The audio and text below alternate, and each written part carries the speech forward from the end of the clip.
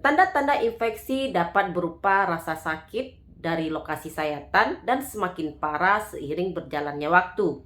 Kemudian keluarnya cairan atau nanah dari arah sayatan. Teman-teman sudah memiliki bekas luka operasi sesar, teman-teman memiliki beberapa pilihan untuk membuatnya tidak terlalu terlihat. Yang pertama adalah kemudian melakukan terapi laser.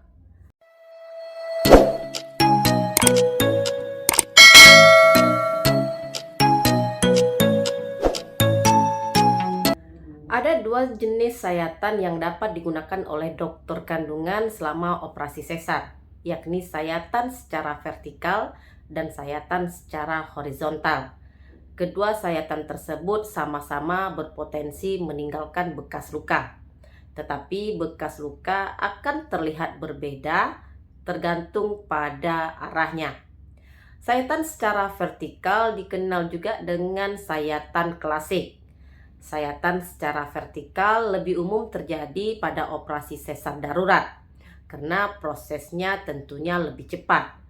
Jika bayi teman-teman mengalami keadaan darurat kesehatan, dokter kandungan dapat menanganinya dengan cepat dan mulai merawat bayinya. Namun sayatan vertikal dianggap lebih menyakitkan dan membutuhkan waktu lebih lama untuk sembuh. Di sisi lain, sayatan secara horizontal lebih umum terjadi pada operasi sesar yang terencana atau elektif.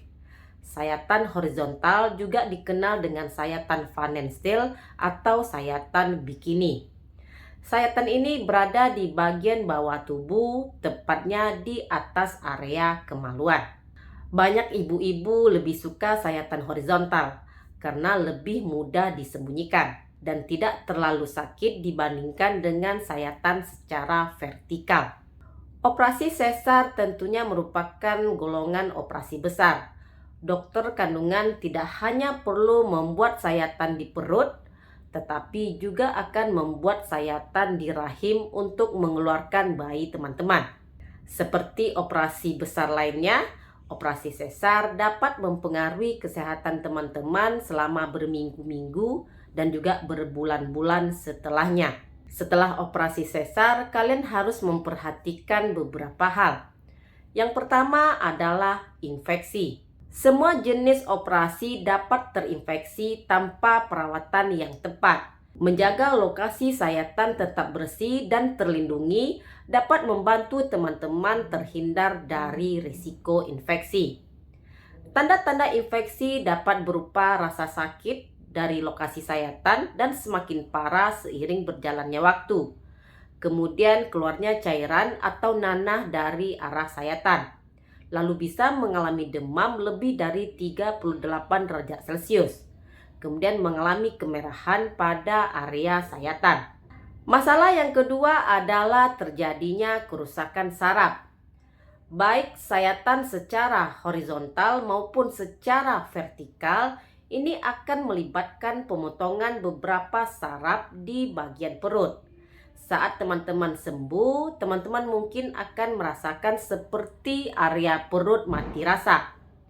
Banyak orang mendapatkan kembali sebagian besar atau seluruh sensasi di perut mereka. Namun jika mati rasa teman-teman berlanjut selama beberapa minggu atau teman-teman mengalami nyeri tajam di perut dan juga di kaki, maka berkonsultasilah dengan dokter tersebut. Masalah yang ketiga adalah bekas luka hipertropik. Operasi sesar dapat menyebabkan jaringan parut. Pada beberapa wanita, bekas luka ini akan menjadi tebal, menonjol, dan juga merah. Ini mungkin berarti bekas luka teman-teman mengalami hipertropik, di mana tubuh teman-teman menciptakan lebih banyak jaringan parut daripada yang diperlukan. Bekas luka ini tidak berbahaya, tetapi dapat teriritasi saat teman-teman mengenakan pakaian atau mungkin teman tidak menyukai tampilannya.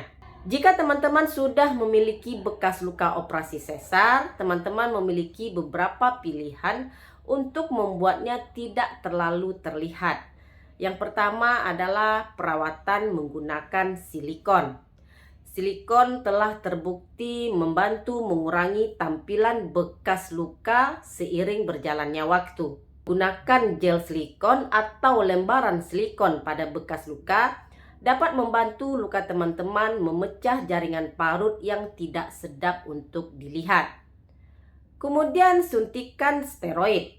Jika teman-teman memiliki bekas luka yang lebih besar, suntikan steroid dapat membantu meratakannya dan membuatnya tidak terlalu terlihat.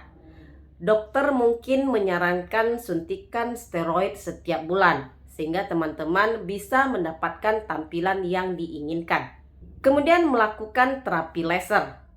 Laser medis dapat membantu melembutkan bekas luka yang lama dan menghilangkan bekas luka yang menonjol. Beberapa perawatan laser bulanan dapat membantu banyak orang meminimalkan tampilan bekas luka operasi sesar yang lama. Kemudian yang terakhir adalah melakukan revisi bekas luka.